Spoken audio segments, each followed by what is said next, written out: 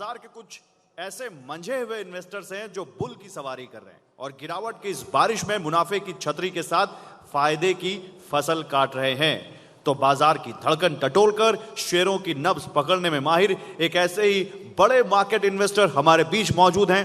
मैं मंच पर आमंत्रित करना चाहूंगा एस इन्वेस्टर और बाजार के महारथी विजय केडिया जी को। विजय जी मंच पर आए और अपने इन्वेस्टमेंट के दांव पेचों की थोड़ी जानकारी हमारे इन्वेस्टर्स को भी दें ताकि वो बाजार की उठापटक के बीच अपने निवेश को सुरक्षित कर पाएं। और इस फायर साइड चैट को मॉडरेट करने के लिए मैं स्टेज पर बुलाना चाहूंगा मनी 9 के कंसल्टिंग एडिटर सुमित मेहरोत्रा को। Sumit, all yours.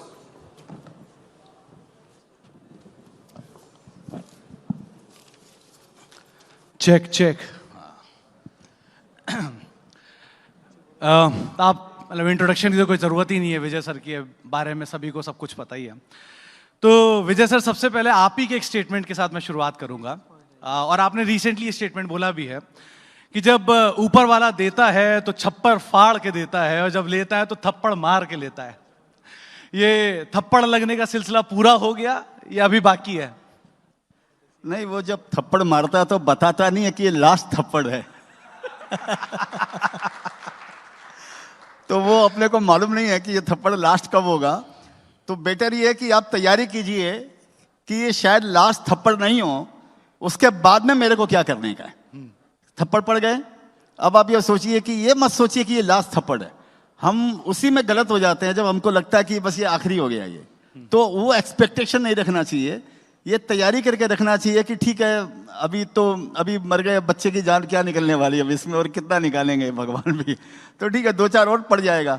ऐसा सोच के अगर आप काम करेंगे तो फिर आपको नुकसान नहीं होएगा, माने कम से कम मेंटल नुकसान नहीं होएगा आपको।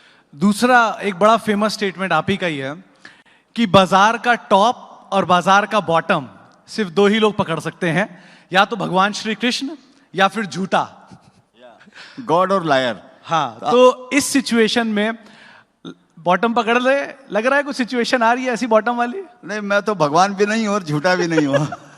तो ये बोलना मुश्किल है।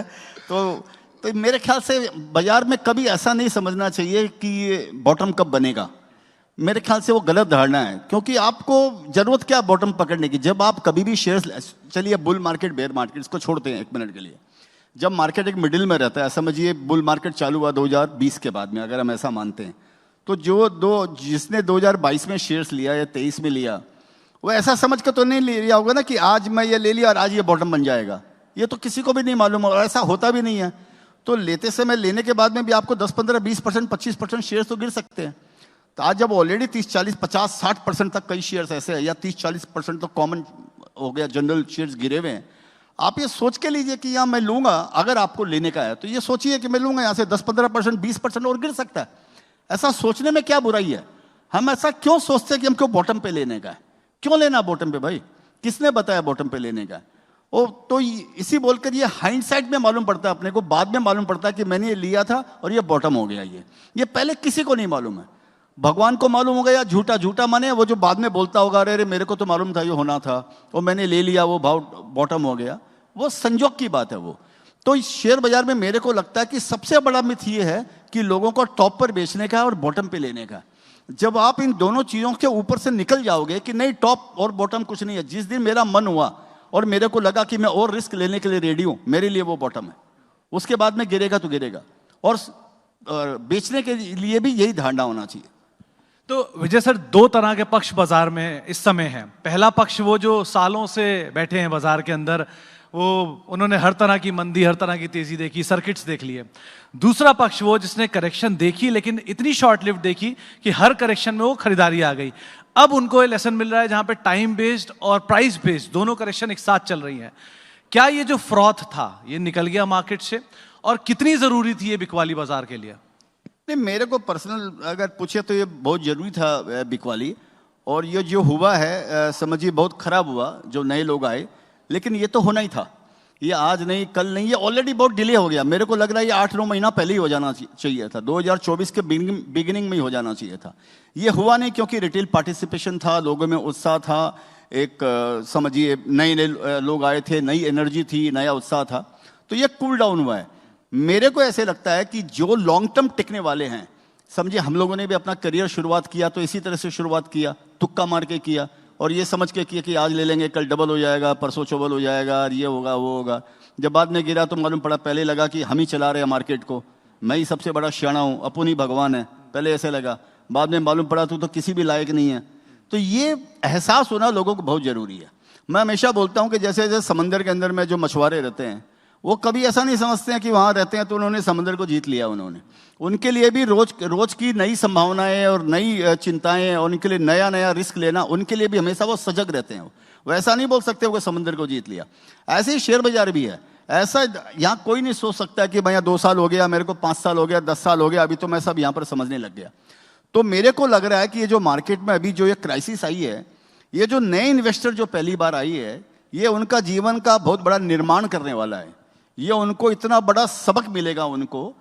ऑफ कोर्स वो सबक का जो तरीका है वो शायद गलत ही है, क्योंकि वो बहुत बड़ी मानसिक त्रासदी से आपको गुजरना पड़ेगा, फाइनेंशियल क्राइसिस से गुजरना पड़ेगा। लेकिन ये यहाँ का नियम है, ये इसी तरीके से आप बड़े होंगे यहाँ पे, इसी तरीके से मैच्योर्ड होंगे और इसी तरीके से आप सफल इन्वेस्टर बनने वाले हैं। मंदी से बड़ा लेसन दुनिया में कहीं नहीं है शेयर बाजार के अंदर में। मंदी जो सिखाती है, जो बेयर मार्केट सिखाता है आदमी को, मनुष्य को अपने जीवन में, इन्वेस्टमेंट करियर के अंदर में, वो बुल मार्केट नहीं सिखाता है। तो मेरा एक कोट है, पहले मैंने एक कोट किया था कि bull market creates stupid investors and stupid investors create bear market and bear market create smart investors and smart investors create bull market. तो ये जीवन चक्र है, इसका आपको सामना करना ही करना पड़ेगा। आप तू हाँ कर या ना कर, तू है मेरी किरण, ये ऐसा बात है। तो सर इस तेजी में सबसे ज्यादा जो शब्द सुनने को मिलता था वो था वैल्यूएशन, 200 का मल्टीपल, 300 का मल्टीपल, FY 27 की अर्निंग, FY 28 की अर्निंग। अब बियर मार्केट में सबसे ज्यादा शब्द सुनने को मिल रहा है FIs की बिकवाली। हर रोज FIs की बिकवाली, FIs को इंडिया पसंद नहीं आ रहा। वो कितना सही था और ये कितना सही है? नहीं, जो हुआ वो तो सही नहीं था। मेरे को अगर आप पूछेंगे जो हुआ, जो आप बता रहे हैं 200 का वैल्यूएशन, 50 का वैल्यूएशन, 70-80 का वैल्यूएशन, कंपनी 25 करोड़ रुपया मांगती है, लोगों ने 15-15 हज़ार करोड़ रुपया उसको दे दिया उन्होंने। और IPO जो आए जिनका कोई ठिकाना नहीं है, पिताजी का नाम नहीं मालूम है, किसी को ये नहीं मालूम है, नाम चेंज करके रेलवे रख दिया तो वो 500 टाइम सब्सक्राइब हो गया। ऐसे ऐसे लोग आ गए। 2-3 शोरूम खोल के कहीं पड़ा था कि जिसके 2 या 3 ऑटोमोबाइल के शोरूम थे, उसको भी 2-4 हज़ार करोड़ रुपया मिल गया। तो त्राही तो आप लोगों ने मचाई यहाँ पर, मतलब हम ही लोगों ने बचाई। जो यहाँ पे जो ये भूकंप जो लाया, ये हम ही लोग ने यहाँ पर लेके आए ना। तो वो तो 100% वो गलत था। और हर क्राइसिस शेयर बाजार में, मैंने तो मेरी पूरी जीवन में यही देखा है कि हर यूफोरिया क्राइसिस में कन्वर्ट होता है और हर क्राइसिस यूफोरिया में कन्वर्ट होती है। तो जो वो यूफोरिया आया था वो ये बता रहा था कि कभी ना कभी यहाँ पर क्राइसिस आने वाली है, ये होली दिवाली के जैसे है, तो ये आना ही आना यहाँ पे। तो वो भी गलत था। ये जो हो रहा है ये गलत नहीं हुआ है, ये उसी का परिणाम है। ये बोलना गलत होगा कि ये जो हो रहा है ये गलत होगा, ये गलत हो रहा है, ये एकदम गलत नहीं हो रहा है। ये ऐसा ही ये विधि का विधान जिसको बोलते हैं, ये विधान ही है यहाँ का। तो FIs को ऐसा क्या भारतीय बाजारों में नहीं पसंद आ रहा कि वो बेचे जा रहे हैं? आपने खुद भी चाइना में इन्वेस्ट किया है और चाइनीज मार्केट अट्रैक्टिव भी है। सो कहां तक हम अनअट्रैक्टिव हैं, कहां तक वो अट्रैक्टिव है, कहां जाके हम अट्रैक्टिव होंगे और कोई और बाजार अनअट्रैक्टिव होगा? नहीं, ये तो देखिए साइकिल चलते रहता है। चाइना को जहाँ तक सवाल है, मैं तो म्यूचुअल फंड में इन्वेस्ट किया, क्योंकि म्यूचुअल फंड इंडिया में लिस्टेड है ऑलरेडी, सेबी ने, गवर्नमेंट ने लिस्ट किए हैं। तो मैं तो उस परिधि के अंदर में मैंने उनको इन्वेस्ट किया, और इसलिए किया कि वो 16 साल उसने कोई परफॉर्म नहीं किया। और इकोनॉमी 16 साल में कहाँ से कहाँ पहुँच गई, चाइना की इकोनॉमी 16 साल में कहाँ से कहाँ पहुँच गई, और स्टॉक मार्केट ने परफॉर्म नहीं किया। तो मेरा तो एक इन्वेस्टमेंट कॉल था मैंने वो। और इसके क्या क्वेश्चन था इसका, चाइना कि इंडियन मार्केट कहाँ आप अट्रैक्टिव होते हुए देख रहे हो वापस? तो इंडियन मार्केट भी ऐसा है। देखिए, मेरे को कैसा लग रहा है ना कि जो महाकुंभ का टाइम था ना, वो तो शेयर बाजार में खत्म हो गया। वो जो महाकुंभ आता 12 साल 14 साल में एक जो महाकुंभ आता, वो एक बार खत्म हो गया। कुंभ हर साल आएगा, वो कुंभ खत्म नहीं होता है, लेकिन वो महाकुंभ खत्म हो जाएगा। तो प्रयागराज में नहाने के लिए अभी भी आपको मौका मिलेगा, शुद्धिकरण करने के लिए। तो ये तो चलता रहेगा, ये तेजी मंदी का दौर चलता रहेगा। मेरे को क्या लगता है कि 2003 के बाद में इंडिया में जो मेजर एक स्ट्रक्चरल जो चेंज हुआ है, वो ये हुआ है कि बुल मार्केट जो है वो बड़े होने लग गए हैं और बेयर मार्केट छोटे होने लग गए हैं। 2003 के पहले बेयर मार्केट जो होते थे वो 3-3 साल 4-4 साल चलते थे, और बुल मार्केट 8-9 महीने 10 महीने में खत्म हो जाता था। 2003 के बाद में 3 वाला जो बुल मार्केट था वो समझिए 4-5 चला उसमें भी बीच में 15% 20% के उतार चढ़ाव आए, शेयरों में 25-30% के उतार चढ़ाव आए, ऐसी बात नहीं है उसके अंदर में। लेकिन वो बुल मार्केट जो अगर मानते हैं तो 4-5 साल चला। उसके बाद में कोविड की क्राइसिस आई और 9 महीने के अंदर में लो बन गया। लो बनने के बाद में वो लो फिर मार्केट ने कभी तोड़ा नहीं। फिर मार्केट टाइम वाइज करेक्शन दिया और इंडिविजुअल स्क्रिप्ट उस समय भी मल्टीपल हुए। 2009 से 8 से 14 के बीच में भी इंडिविजुअल स्क्रिप्ट ऐसी है जो मल्टीप्लाई हुए। वो कोविड के टाइम में भी ऐसा हुआ। वो बुल मार्केट 14 के बाद जो बुल मार्केट चला समझिए 2020 तक या 19 तक, जो भी कोविड का जो भी है 20 तक समझिए चला। उसके बाद में जो कोविड के बाद में जो सेंचुरी की सबसे बड़ी क्राइसिस आई वो भी 9 महीने के अंदर में इंडेक्स टू इंडेक्स अगर देखेंगे, इंडिविजुअल स्क्रिप्ट की बात नहीं करूँ, इंडेक्स टू इंडेक्स बॉटम बना दिया था। उसके बाद वो इंडेक्स कभी तोड़ा नहीं। फिर उसके बाद में जो हुआ वो सबके सामने। मेरे को लगता है इस बार भी ऐसा ही होने वाला है। ये अल्टीमेटली जो भी ये चल रहा है ये 9 महीने में खत्म हो जाएगा। अगर मैं न्यूमरोलॉजी को अगर लगाऊं, उसका सिद्धांत लगाऊं तो 9 महीने में खत्म हो जाएगा। तो सितंबर से चल रहा है तो शायद जून तक खत्म हो जाना चाहिए। इंडिविजुअल स्क्रिप्ट है, उनकी चाल अलग अलग रहती है। वो कभी बॉटम बन जाते हैं, कभी बाद में बनते हैं, कभी पहले बनते हैं, क्योंकि 6000-7000 शेयर्स है तो वो सब एक चाल तो एक पैटर्न में नहीं चलते हैं। तो इंडेक्स को देखना भी डिसेप्टिव है, मेरे को ये भी लगता है। तो सर ये सिचुएशन में जब बाजार में इतनी गिरावट आई है, 2 सूरत खुलती हैं आपके ही हिसाब से।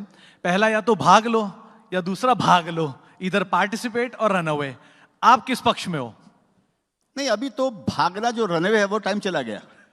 अभी तो आपको भाग ही लेने का है अभी, और वो बेचने का टाइम था वो गया। वो अभी तो ऑलरेडी सब 40-40 50-50% गिर गए अभी उसके अंदर में। लेकिन आपको ये चुनाव करने का है। कई शेयर्स ऐसे भी इसके अंदर में आपको मिलेंगे कि जिन्होंने 2024 में जो भाव बनाए ना, हो सकता है वो भाव उनके आए भी नहीं। 5 साल नहीं आए, 10 साल नहीं आए या 2 साल नहीं आए, मेरे को नहीं मालूम है। लेकिन इसी बोल के इंडिविजुअल स्टॉक्स को आपको स्टडी करना पड़ेगा। कुछ शेयर्स ऐसे हो सकते हैं जिनका बॉटम बन गया, जो यूफोरिया में और आप लोगों ने वो जैसे हैंगओवर पीरियड के अंदर में जो भाव बना दिए, जो वो भाव नहीं आने वाले हैं उसको।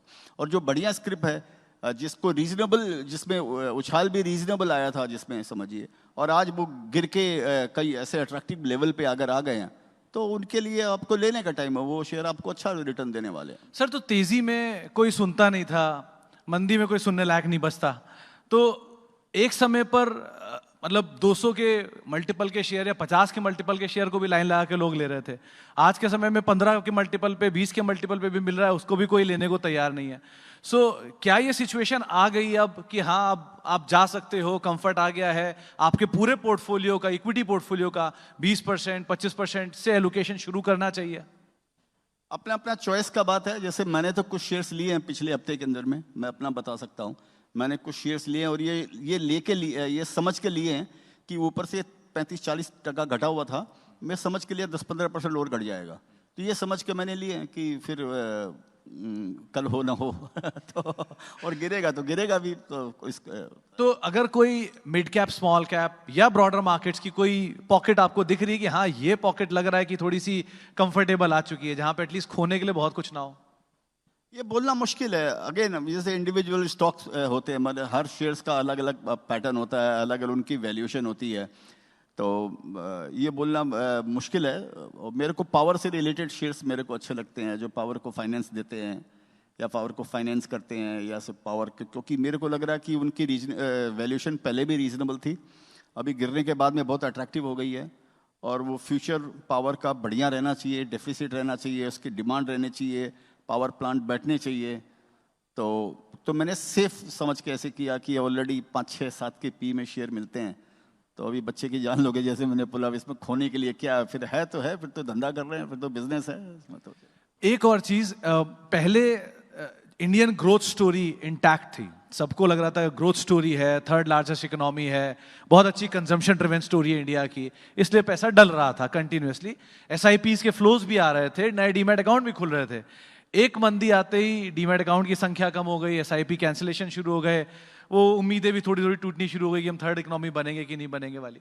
लेकिन ये सब सिचुएशन क्या तेजी मंदी को देख के ही हो रही है, एक्चुअल में आपका जो जर्नी है उसका हिस्सा है ये आता ही रहेगा, जाता ही रहेगा? ये जब से मैं शेयर बाजारों में तब से ऐसे ही देखा है मैंने। इसके अंदर भी कुछ ज़्यादा पढ़ना नहीं चाहिए। सो लोग बोलते रहते हैं सिप बंद हो गए, इतने ये हो गए, ऐसा बकवास, कोई खास बात नहीं है। वो बंद हो गए, ये हो गए। कई सिप तो ऐसे भी होंगे जिन्होंने सिप के अकाउंट खोल लिए, एक बार 500 रुपये डाल दिए, बाद में नहीं खोला, बाद में नहीं डाला। ऐसे भी करोड़ों अकाउंट होंगे इसके अंदर में। जो अभी आशीष जी ने बताया कि भाई 20 करोड़ अकाउंट है, लेकिन 11 करोड़ ही जो भी यूनिक जो अकाउंट है वो 11 करोड़ है। तो ये तो चलते रहते हैं इसके अंदर। आप उससे क्या अंदाजा लगाएंगे शेयर बाजार के अंदर में? आप बताइए कि इतने सिप बंद हो गए। अरे मैंने 4 अकाउंट खोल रखा होगा, मैंने एक अकाउंट में कर रहा हूँ, 3 अकाउंट बंद कर दिया, और 250 रुपया डालकर मैं सिप का अकाउंट खोल देता हूँ। आप उसका क्या अकाउंट, उसका हिसाब रखने वाले बंद हो गए। तो बंद हो गए तो अच्छी बात है, बंद हो गए तो बढ़िया है। अगर कुछ थोड़ा सा फ्रोत नीचे आ रहा है, लोगों के सेंटीमेंट थोड़े वापस जमीन के ऊपर में आ रहे हैं, तो मैं, और ये शुरू से हमेशा मैंने ऐसे ही देखा है, जब तेजी बाजार रहता है तो समझिए इन्वेस्टर की संख्या समझिए 1 करोड़ होती है। फॉर एग्जाम्पल तेजी मार्केट आता हो, रेड हॉट तेजी मार्केट आएगा, वो 1 करोड़ की संख्या 2 करोड़ हो जाएगी। और जब बाजार में एकदम वापस वो क्राइसिस आकर आएगी, वो 2 करोड़ वाले 1.25 करोड़ रह जाएंगे। लेकिन वो पुराने 1 करोड़ वाले वो 1.25 करोड़, जैसा हायर टॉप हायर बॉटम बनता है शेयर बाजार में टेक्निकल टर्म्स में, वो यहाँ सिप, इसमें भी यही बनता है। अभी अब 11 करोड़ इन्वेस्टमेंट अकाउंट है सिप के, माने जो भी इन्वेस्टर पार्टिसिपेशन है, 11 करोड़ यूनिक अकाउंट है।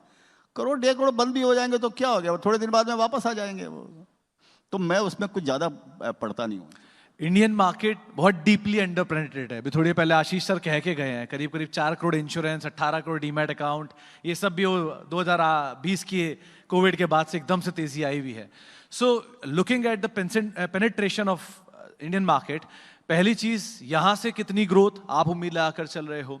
दूसरा, बहुत सारे इन्वेस्टर्स आपको सुनते हैं, देखते हैं यहाँ पर, अदरवाइज क्या मैसेज आप दोगे इस टर्मोइल सिचुएशन में? देखिए मेरे को क्या लगता है, इंडिया में एक ड्रामेटिकल एक स्ट्रक्चरल चेंज हुआ है। जो हम पहले बातें करते थे समझिए 20-30 साल पहले, रोटी कपड़ा और मकान, इंडिया इसी के अंदर में बैठा रहता था। रोटी कपड़ा मकान इतना मिल जाए तो प्रभु मिल गए, सबके मन में ये रहता था उसको। उसके बाद में समझिए एक सिनेरियो चेंज हुआ, और 1995 के बाद में तो रोटी कपड़ा मकान में डेटा जुड़ गया, कि रोटी कपड़ा मकान और डेटा कि अब आदमी डेटा के बिना नहीं रह सकता है। कि आप चाहे वो रोटी कम खा सकते हो, डाइटिंग कर सकते हो, कपड़े कम पहन सकते हो, डेटा तो चाहिए। सुबह गुड मॉर्निंग से लेकर रात को गुड नाइट किस तक आपको डेटा चलते रहता है आपका। तो ये भी जुड़ गया इसमें डेटा। एक इसके अंदर में 5वां और जुड़ गया, वो है सिप।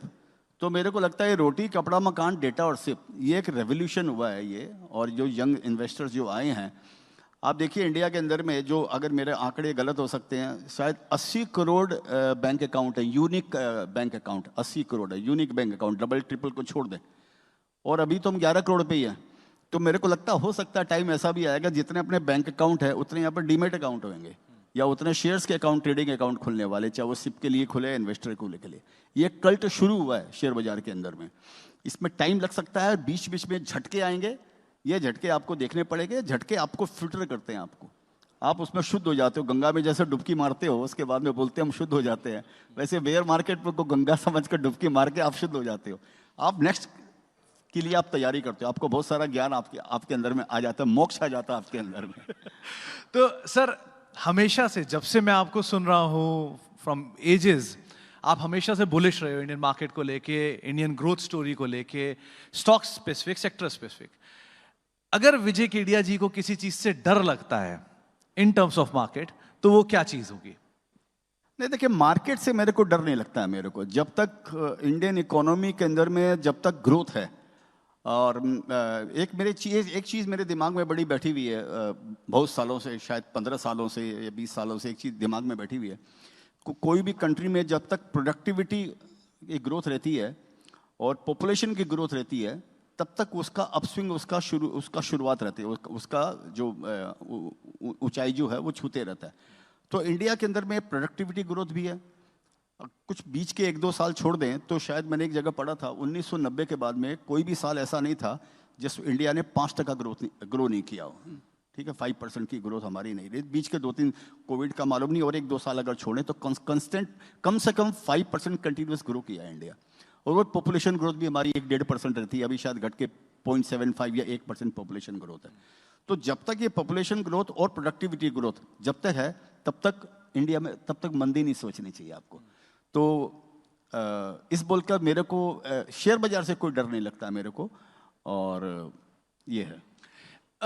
इस समय एक और ट्रेंडिंग टॉपिक है ट्रम्प साहब, ट्रम्प टैरिफ अब नया ट्रेंडिंग टॉपिक है।